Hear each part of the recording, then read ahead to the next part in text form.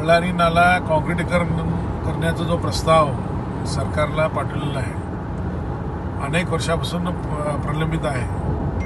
तर ह्याला काय तर नवीन मार्ग शोधण्याच्या दृष्टिकोनातून आज मी बुडाच्या बैठकीमध्ये हा प्रस्ताव मांडलेला आहे आणि DPR रेडी करून या काँक्रिटीकरण करण्याच्या दृष्टिकोनातून सर्वे आणि बाकीचे जे कामं आहेत त्यासाठी डिटेल प्रोजेक्ट रिपोर्ट करण्यासाठी आज बुडामध्ये ह्याला मंजुरी मिळालेली आहे आणि काही दिवसातच सर्वे आणि बाकीच्या कामाला सुरुवात होईल. एकदा डिटेल प्रोजेक्ट रिपोर्ट आलं तर त्यानंतर काँक्रिटीकरण कामाला सुरुवात होईल मी आशा बाळगतो.